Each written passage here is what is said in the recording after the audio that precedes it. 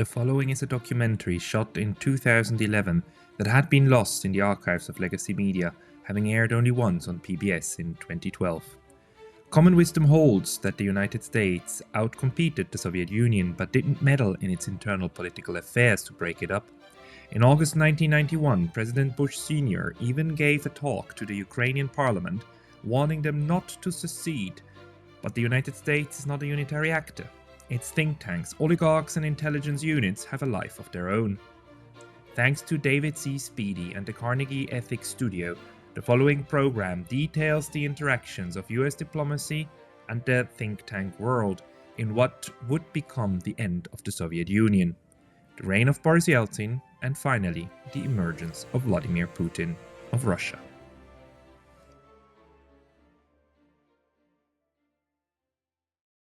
It was a series of complex power plays that brought down the Soviet Union.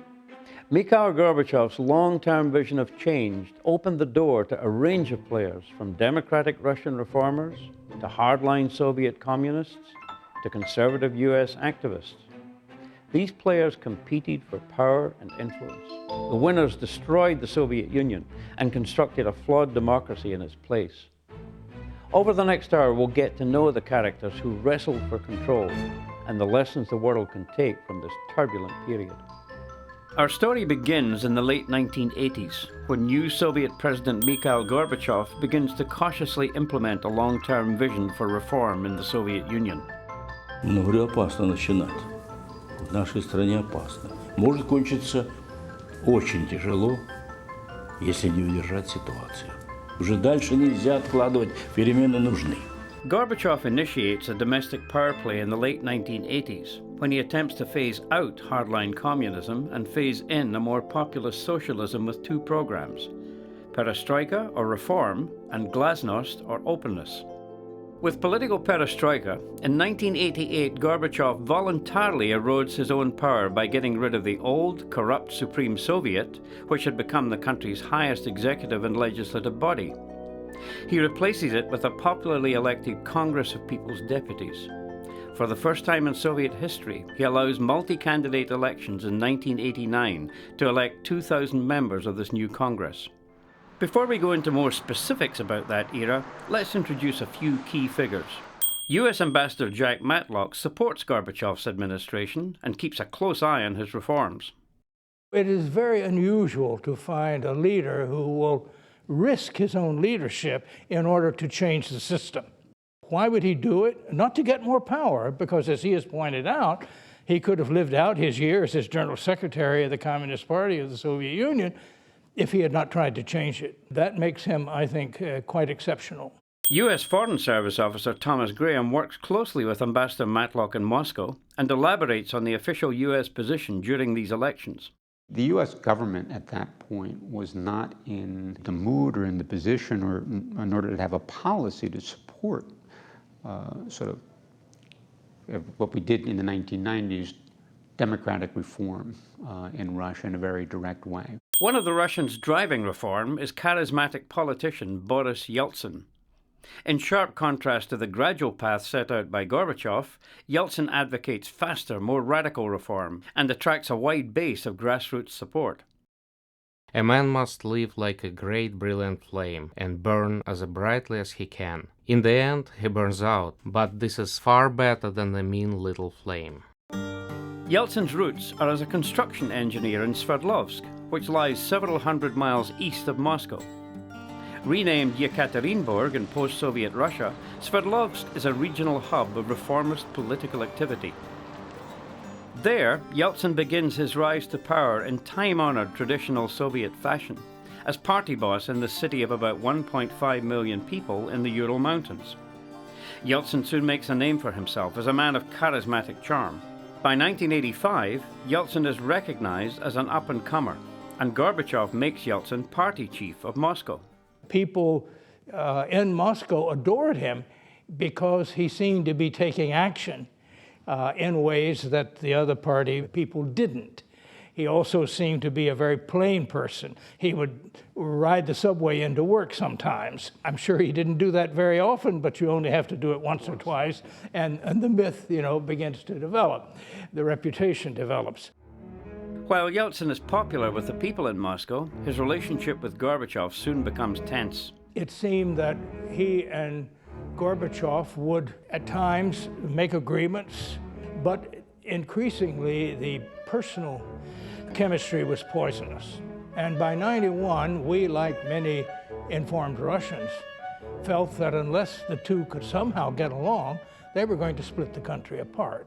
From the very beginning, it was clear that we were dealing with two very different personalities, and there was always some tension between the two men. Gorbachev had served at the highest levels of the Soviet government at that point, had traveled abroad. For a Soviet, much more cosmopolitan. Yeltsin had come directly from the provinces, had worked in Sverdlovsk for many, many years, construction engineer by education, I believe. I think Yeltsin began to have doubts about Gorbachev and his ability to push forward the reform from almost the time that I arrived in Moscow. Yeltsin always wanting to go a little bit faster, not wanting to pay as much attention to the conservative forces inside the Communist Party at that point. Things come to a head in 1987. Yeltsin's future campaign manager, Alexander Ormanov, recounts Yeltsin's fall from favor. Ну, просто тогда на одном из вот таких пленумов ЦК КПСС Ельцин выступил с критикой тех процессов, которые в то время уже проходили.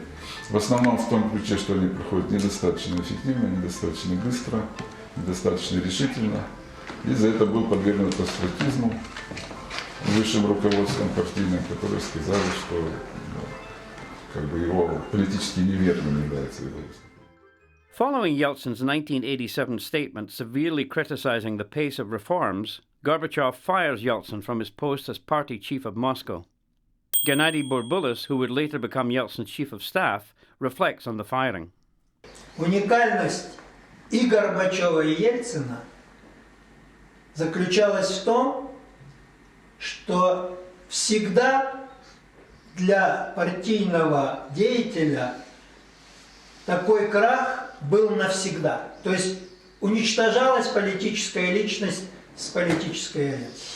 Горбачев не стал ссылать Ельцина послом куда-нибудь в Африку, оставил его в Москве в должности министра строительства. Now, certainly we were surprised that Yeltsin wasn't simply banished from Moscow. And was this basically misplaced generosity on Gorbachev's part, or did he underestimate Yeltsin at this point? I wouldn't have thought so. I don't think it's misplaced generosity. It was simply that Gorbachev wanted to do things in a different way. Gorbachev's generosity to Yeltsin and the open elections Gorbachev announces in 1988 prove significant to the intertwined political futures of both men. The 1989 elections are a novel event for the electorate. Вот, поскольку это для нас вообще была новая деятельность, выборы до этого, как известно, выборы заключались в том, что граждане приходили, несли фамилию, отмечали, бросали бюллетени. А здесь было два кандидата, первый раз вообще как бы, за нашу историю. Причем второй кандидат тоже был довольно популярный, известный человек, и составлял рядом. Это была конкуренция двух демократически ориентированных кандидатов. И в 1989 году, когда были в процессе перестройки Горбачева объявлены первые демократические выборы, Ельцин оказался триумфатором этих выборов. И в 1989 году мы встретились лично. Наше знакомство началось уже в очной, в личной форме. Мы приезжали в Москву, помогали готовить листовки, перевозить их с Урала и здесь по Москве разносить. Yeltsin wins the competition with a meteoric political rebound. He is elected to the Congress of People's Deputies as the Moscow delegate with about 90% of the vote. By 1989, Gorbachev's reform agenda has begun to crumble around him. A new political cadre known as the Interregional Group forms in the Democratic Congress Gorbachev has just created. The Interregional Group is founded with one central purpose: to erode the monopoly of the Moscow-dominated Communist Party of the Soviet Union. The Interregional Group was formed at a time when it was illegal to form any political party other than the Communist Party. And so they called themselves a group who really were forming what was in effect an opposition party.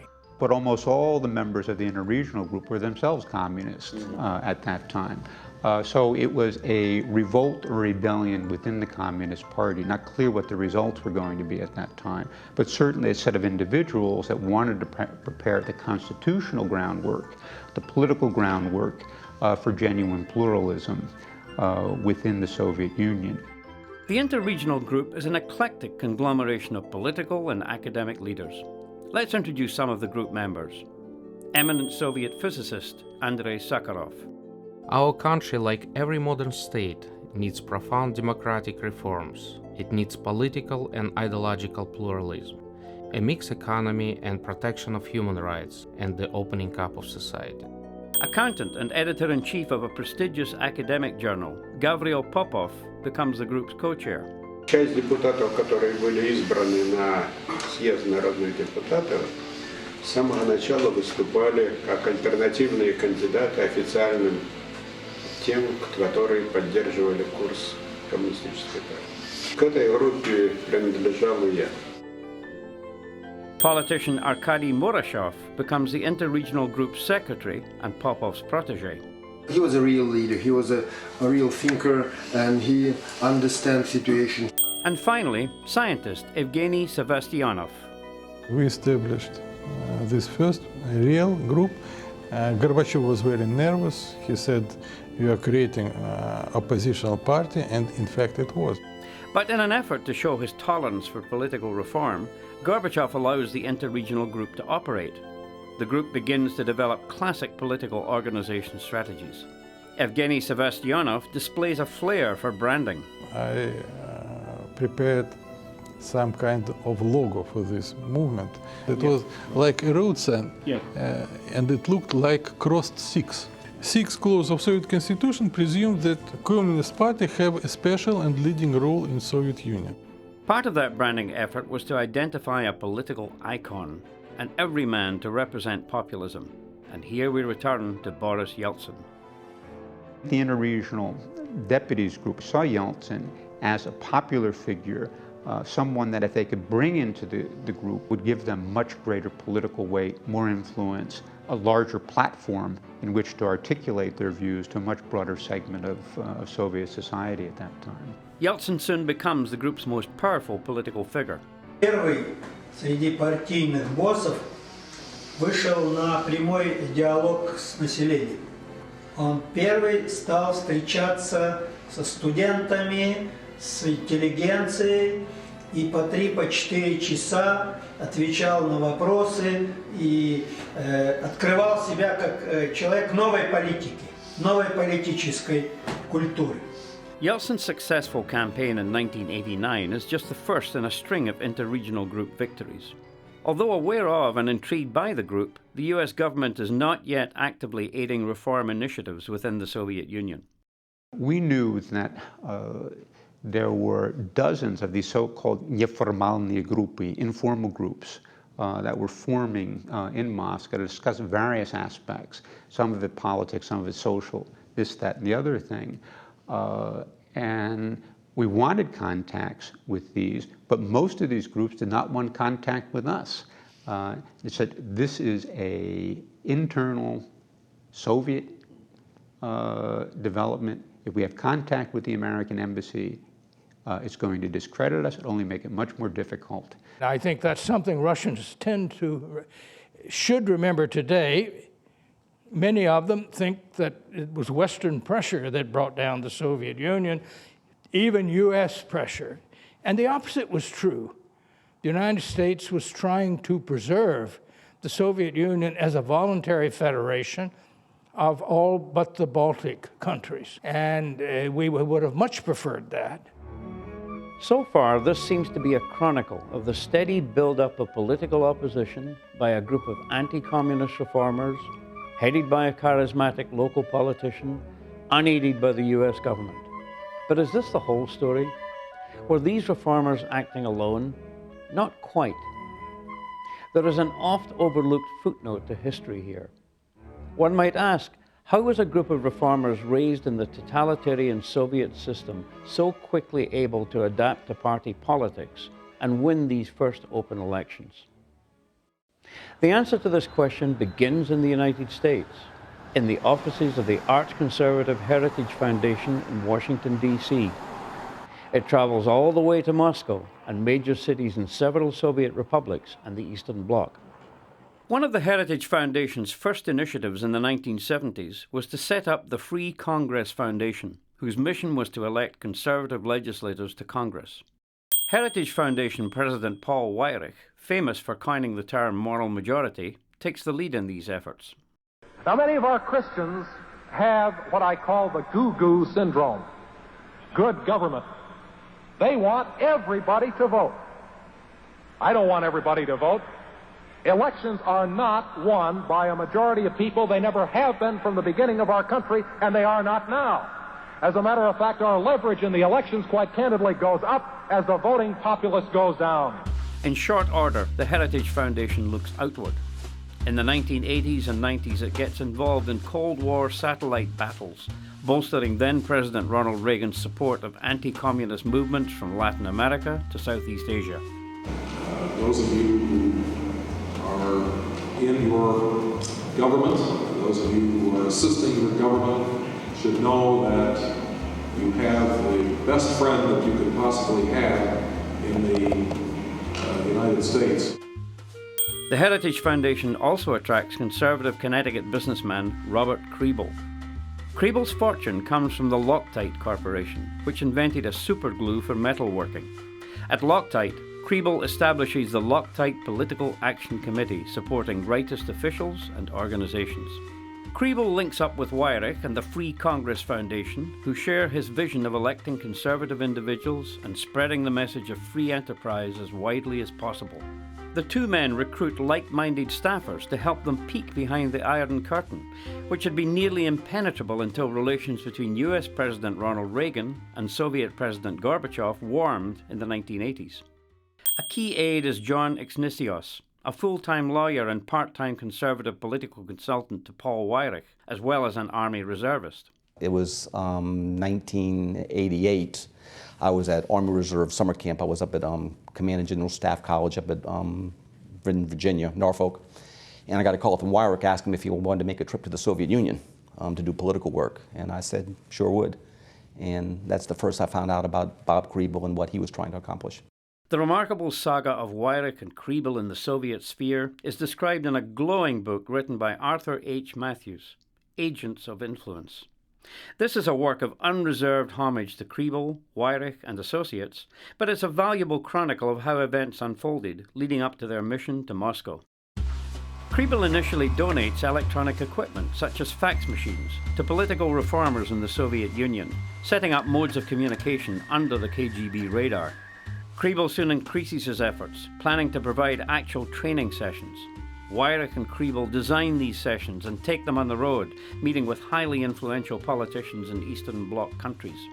Just thinking back, I made 40 trips to the Empire during that period, doing 3 conferences a trip. That's 120 conferences.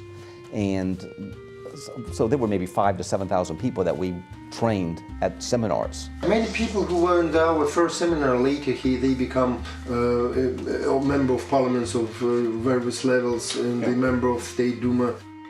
Their first port of call is Budapest, Hungary. Kriebel and Weyrich land there on November 4th, 1989. It seems as though the omens are favorable. Revolutionary forces are mobilizing in Czechoslovakia, and East Berliners are demonstrating against the wall.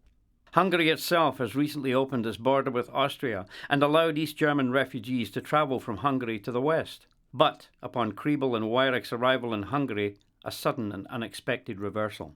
The night that we arrived, we were having dinner with the people that were supposed to be attending and putting on the conference for us, and they advised us that the conference was canceled. They didn't want to have anything to do with us, and it turns out that the embassy had advised them not to deal with us. So our Budapest conference was pretty much deep-sixed by the U.S. Embassy. 5 days pass.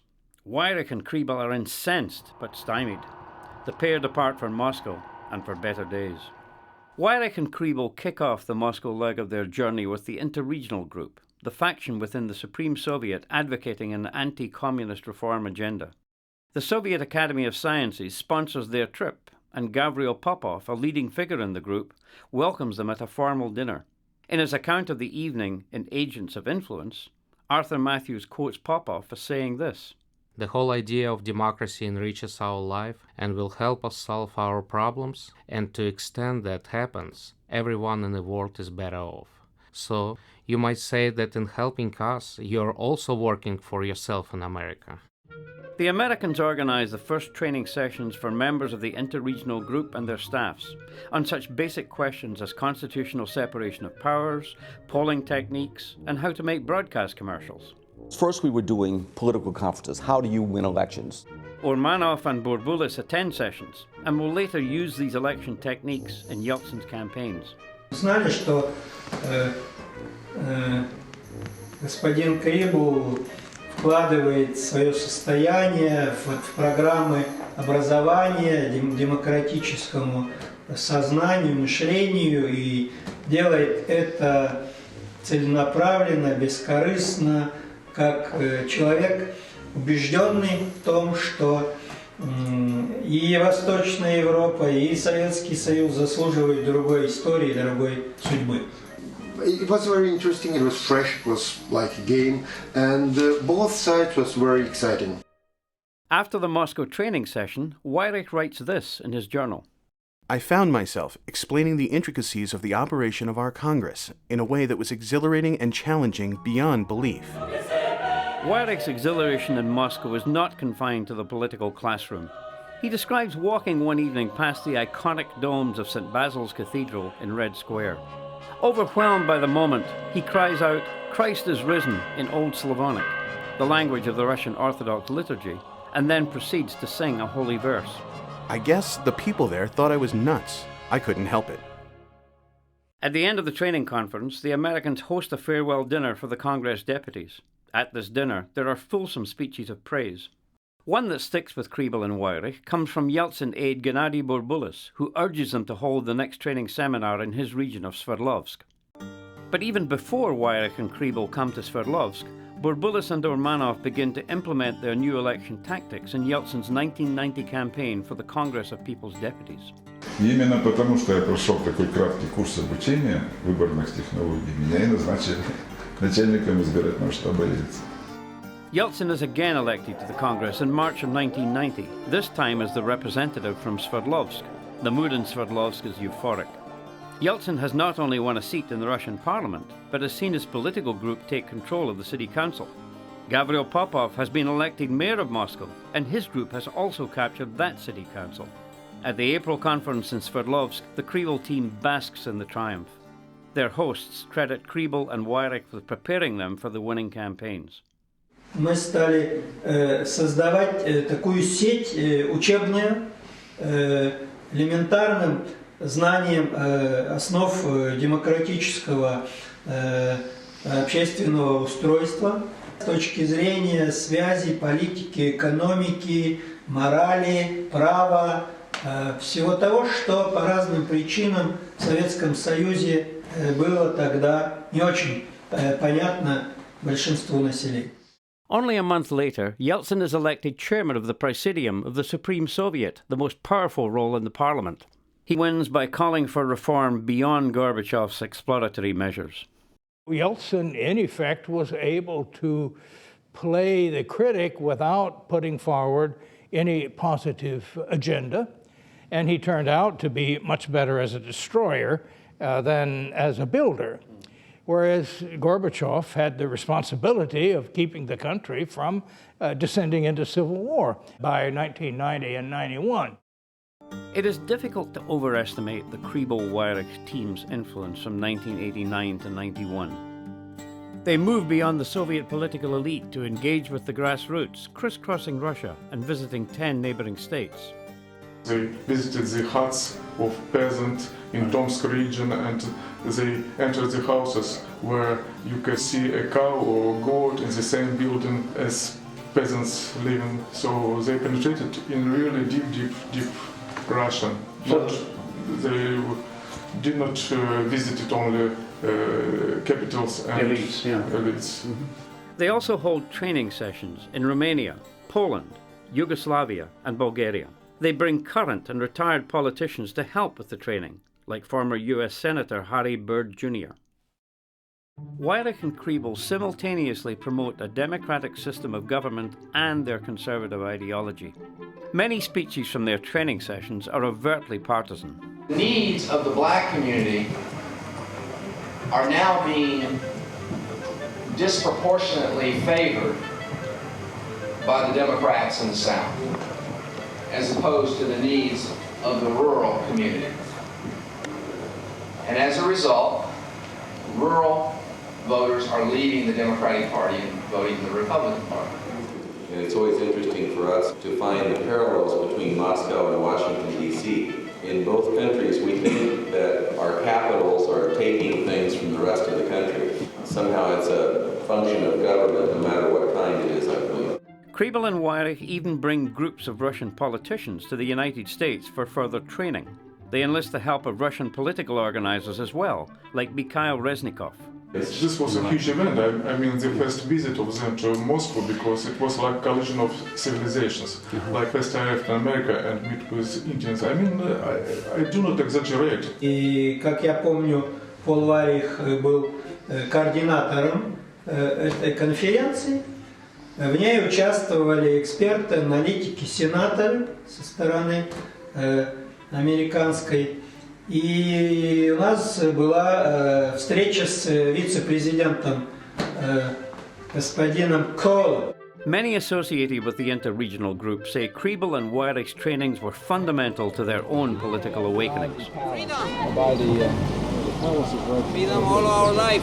Они не были агентами, но влияние они оказали достаточно серьезное и на наше мировоззрение и на наши действия. They were like fathers. This is from heart. So I love them both. For my personal life, it means a lot because I was a young Soviet guy who grew up in the Soviet time. It was the first, maybe the first foreigners I've met, and it's interesting that when we've met, I have an impression that all Americans are like Kriebel and Weyrich. And the times pass by, and I understand the people I've met, they are quite unusual even for American society. Of course, it was naive and mistaken, but they were absolutely remarkable, and I'm very happy that for the many years we were together and we very closely working on the for our countries. Strangely, inter-regional group leader Gavril Popov claims not to recall his many appearances at Kriebel and Weyrich's conferences. Я не знаю Крибла, не знаю никаких семинаров. Popov was not the only person to minimize Weyrich and Kriebel's influence. Did you meet with Weyrich and Kriebel personally, or was that... I almost certainly did. You know, frankly, without looking at my calendar, I can't tell you that I had a meeting with that specific group. I think most likely I would have with those people who were involved. I don't remember the name at all, and certainly if it had been something significant, something that we were thinking about, something that we were interested in, the political section would have been following this, and I'm sure that I would have heard something about it. But I have no recollection of Kriebel at all during this period. Flying under the official radar, Kriebel and Weyrich mentor these young politicians and activists so instrumental to Yeltsin's power base. On June 12, 1991, Yeltsin wins 57% of the vote in the elections for President of the Russian Republic, trouncing Gorbachev's preferred candidate.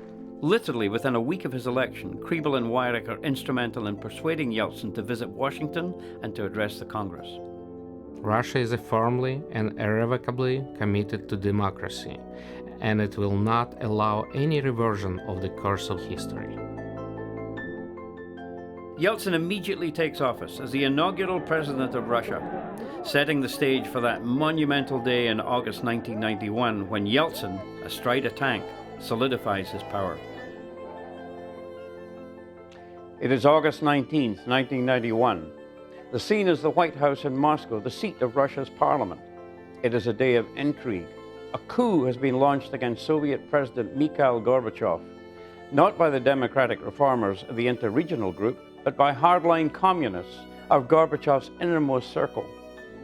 With his own appointees leading a coup against him, Gorbachev himself is helpless, under house arrest while on vacation on the Black Sea.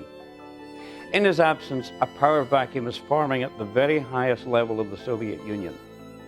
Remember the background.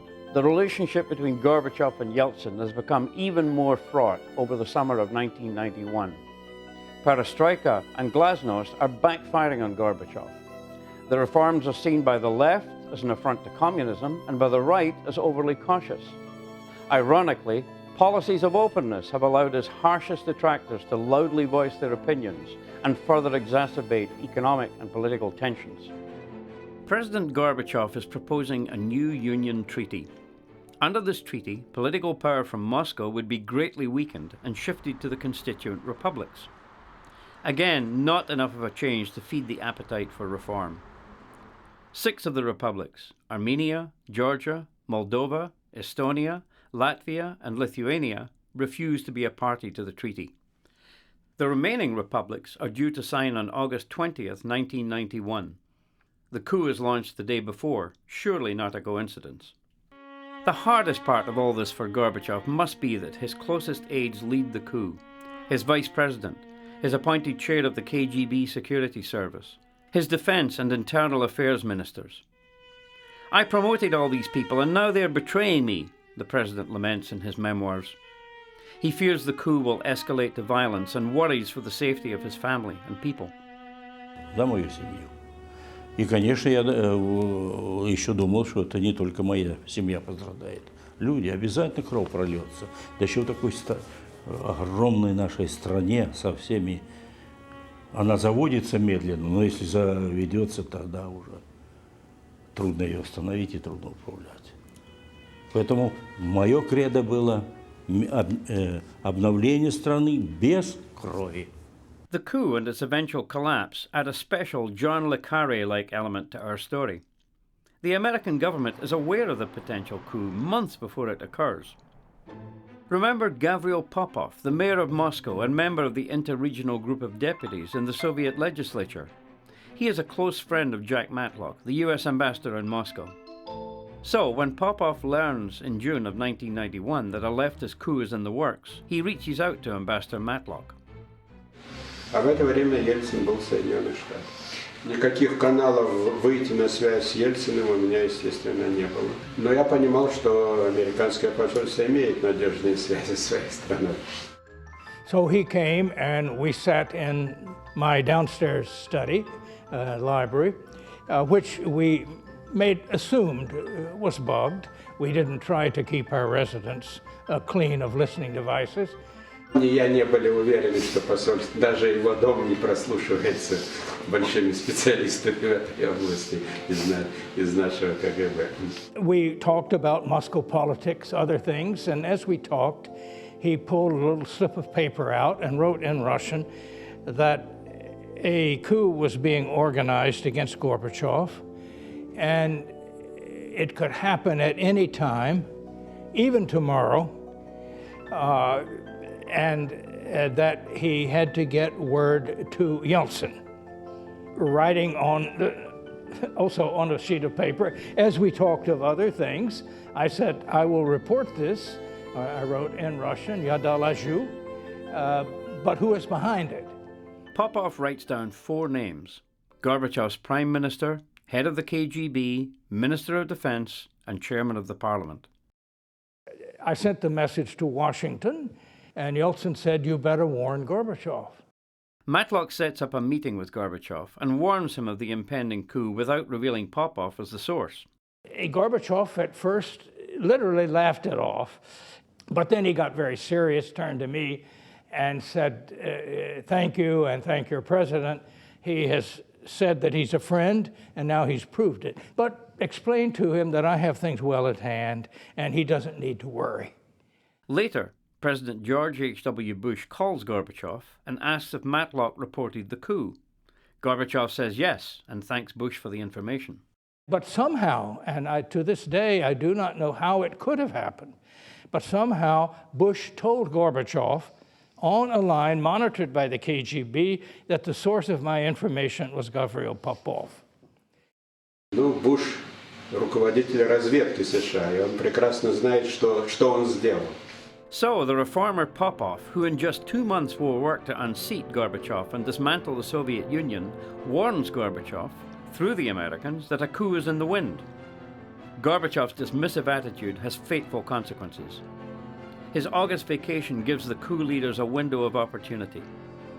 The man who steps into the emerging power vacuum is the first ever elected president of the Russian Republic, Boris Nikolaevich Yeltsin. In response to the morning news of the coup, or as they called it in the Soviet Union, the putsch, Yeltsin summons his most trusted associates to his dacha, his country house. His goal? To stop the putsch in its tracks. By late morning, the Yeltsin group has drawn up a document challenging the putsch as a right-wing, reactionary, anti-constitutional coup d'etat. A crowd of thousands gathers in the square outside the White House, building barricades and defending it from attack. That afternoon, Yeltsin strides into the square, climbs aboard a tank, and reads his anti-coup appeal to the crowd. The people of Russia are becoming masters of their destiny. The coup is defeated within 24 hours, but the death knell of the Soviet Union has sounded. The Soviet Communist Party has collapsed. Yeltsin aide Gennady Burbulis describes August 19, 1991. Это был политический Чернобыль советской тоталитарной системы. И взорвалась эта политическая ядерная система. In the power vacuum formed by the ineffective coup leaders, Yeltsin becomes the most powerful political player in the country. Indeed, Gennady Burbulis blames the coup for further polarizing the Russian political system and ruling out the possibility of Gorbachev's proposed reform. Мы готовы были подписать новый договор об обновленном союзе, а 19 августа заговорщики ГКЧП объявили чрезвычайное положение, ввели комендантский час в Москве и в стране, и за 3 дня путча лишили нас возможности какой-либо конструктивной деятельности по сохранению Союза. Over the next few months, Gorbachev's power crumbles and Yeltsin's power grows. During the attempted coup, it was Yeltsin who saved Gorbachev, but then used that in order to destroy him. Gorbachev remains president of the Soviet Union, but he resigns as General Secretary of the Communist Party on August 24th. Upon Gorbachev's resignation, President Yeltsin bans Communist Party activities in Russia. Between August and December, the remaining republics declare independence, culminating in the December 1st vote for independence in Ukraine with a 90% majority. On December 8th, the leaders of Russia, Ukraine and Belarus signed the Belavesia Agreement, ending the Soviet Union and replacing it with the Commonwealth of Independent States. If Yeltsin had wanted to preserve the Soviet Union in some form, he would have encouraged a federation, maybe trimming some of Gorbachev's powers as president, but not removing it entirely and not destroying the Soviet Union entirely. So his support later for destroying the Soviet Union was the crucial one.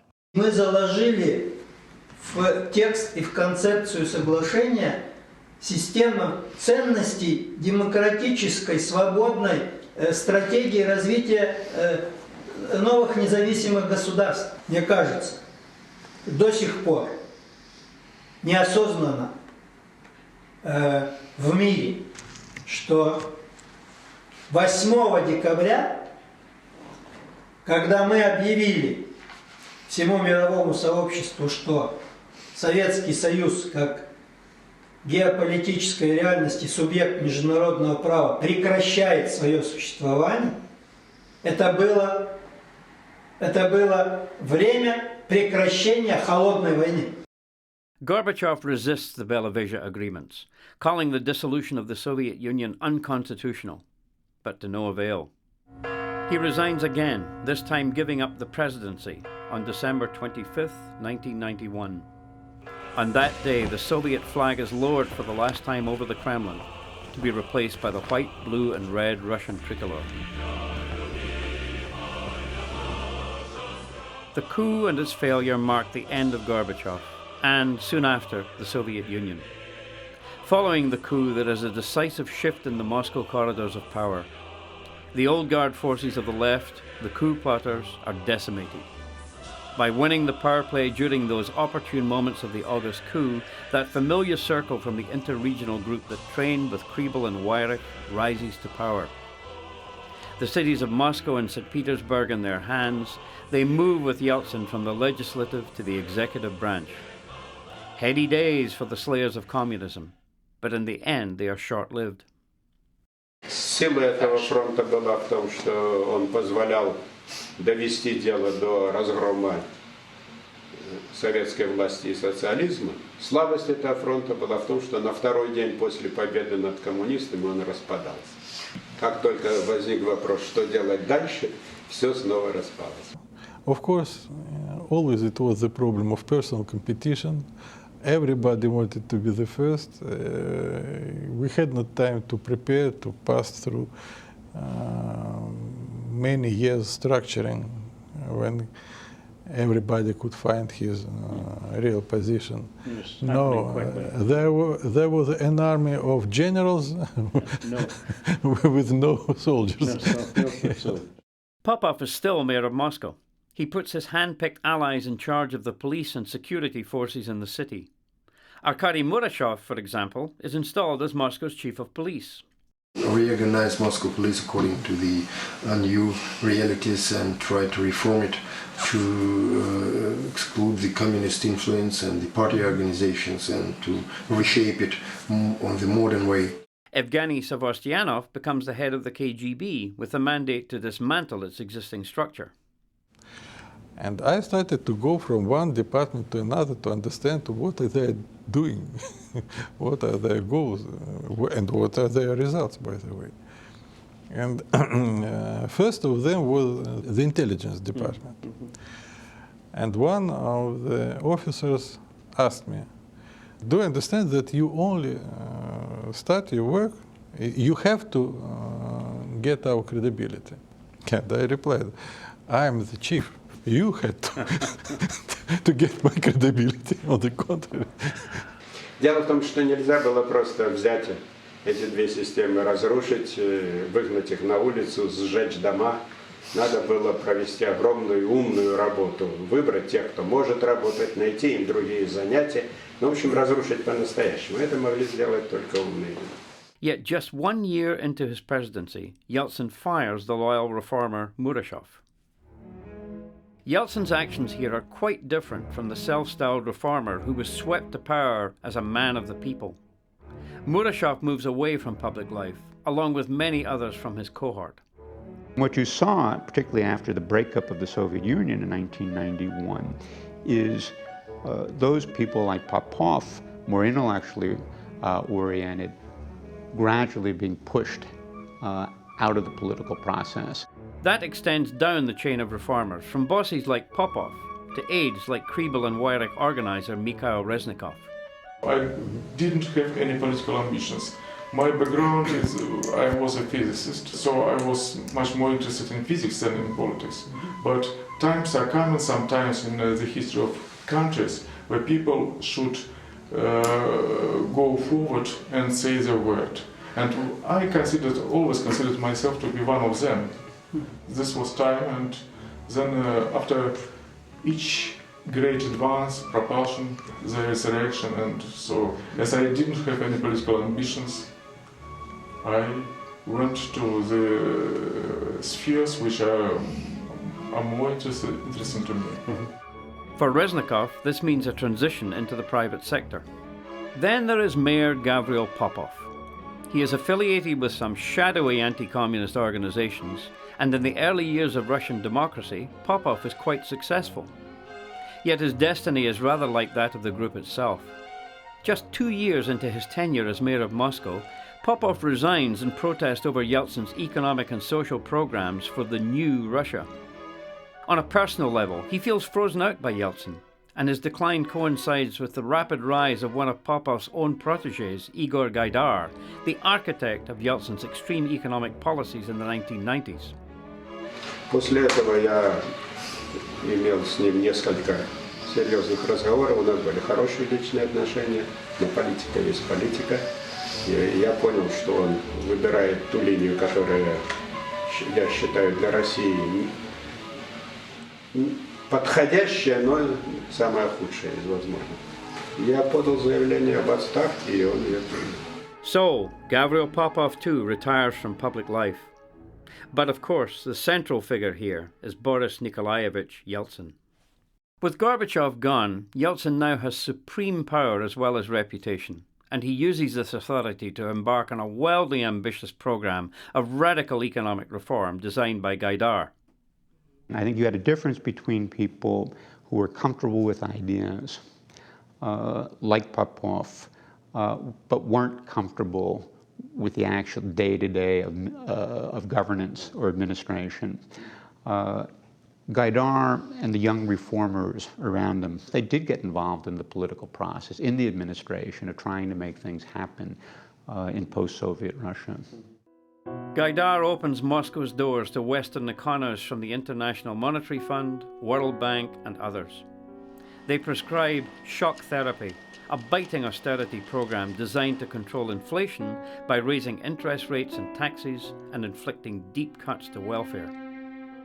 As a result, Russia's GDP plummets, unemployment soars, and the measures fail to prevent inflation. Indeed, hyperinflation wipes out the savings of millions of ordinary Russians. The income gap between the richest and poorest widens drastically.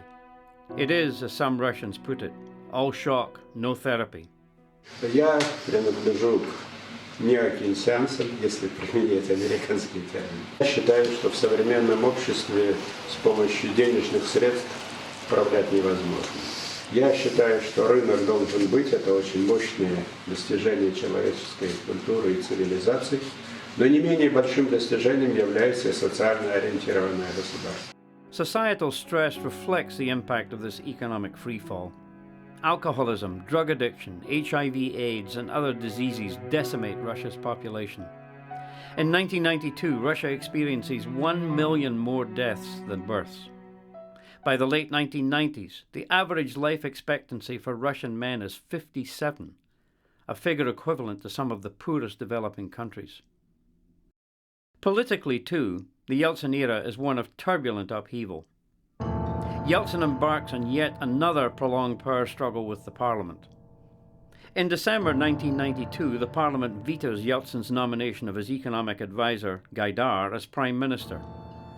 Raising the stakes in this political chess game, Yeltsin announces in a televised address to the nation in March 1993 that he will assume special powers to implement his reforms.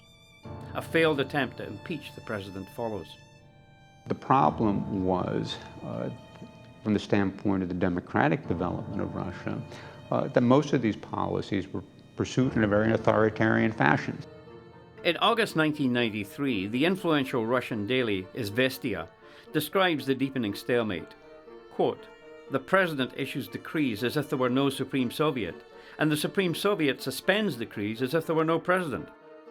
The following month, Yeltsin rolls the political dice by announcing his intention to disband the Supreme Soviet and Congress of People's Deputies by decree. 2 weeks later, Yeltsin drastically ups the ante. He calls in the army to attack the Parliament building and shell the White House. Hundreds of people are killed and over 1,000 are wounded. The New York Times editorial page responds to the crisis with the headline, "Yeltsin's no Jefferson, more like Pinochet."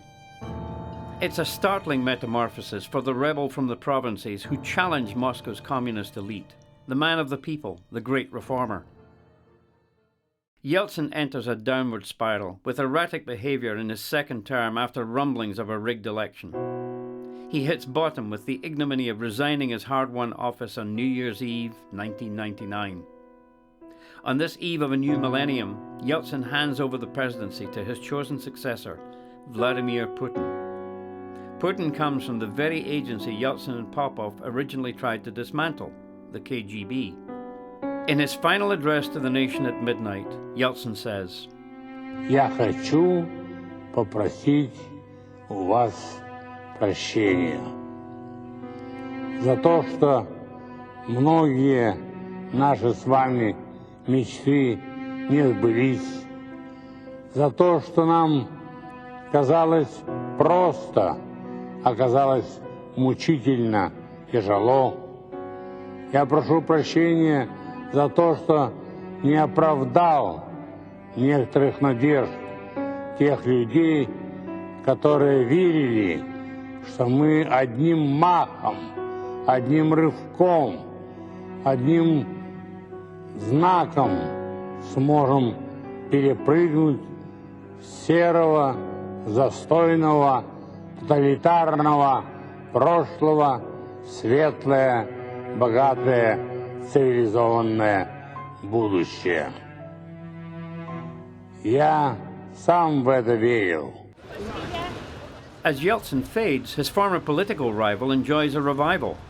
While Mikhail Gorbachev's attempts to re-enter public life in Russia have failed, his stature as an international statesman has grown, and he is celebrated globally.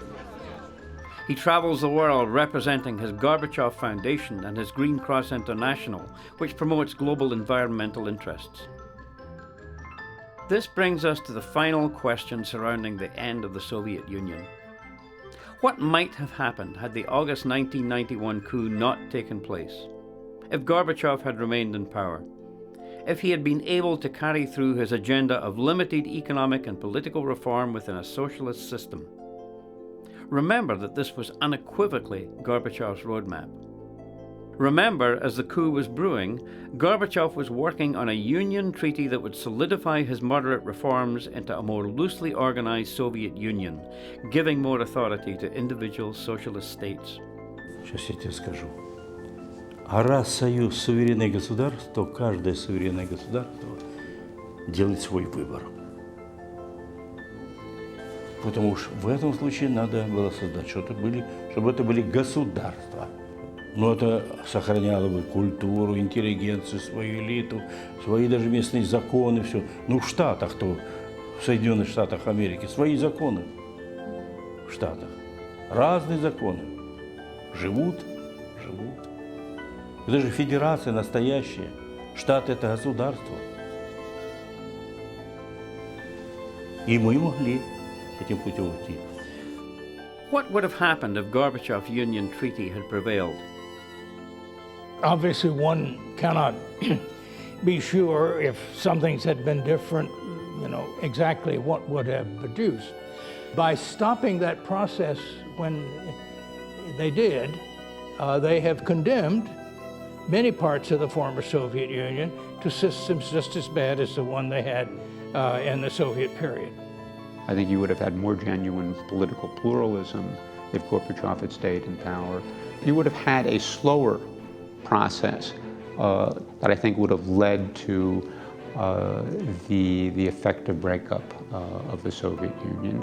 I think you would have laid the groundwork for the institutions for a genuinely democratic society. Today, a large majority of Russians say that they regret the Soviet Union fell apart.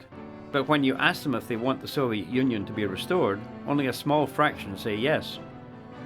Я пришел к этому выводу, когда меня спрашивают сейчас, что перестройка потерпела поражение. Теперь нет, я бы не сказал так. Перестройку сорвали. Силой сорвали, остановили. Делал это, защищал Союз до последнего патрона.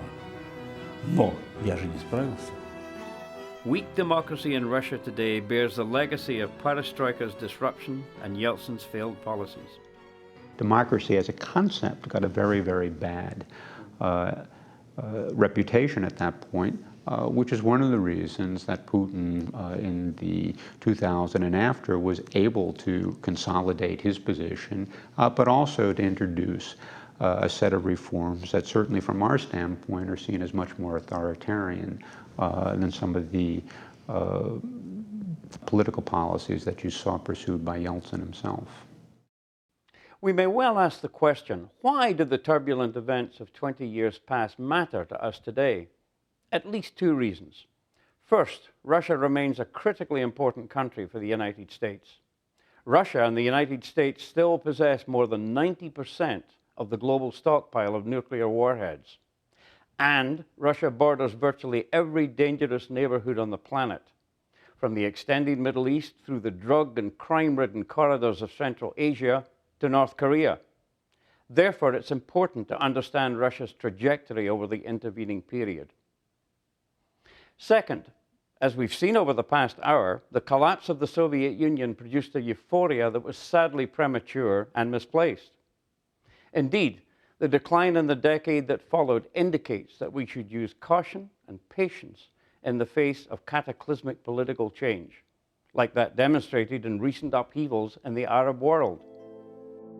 History is rich in the irony of unintended consequences, but history does tend to rhyme, as Mark Twain said. And so it is useful to examine the mixed motives that drive players who step into the power vacuum that regime change creates, and to understand the consequences of their actions.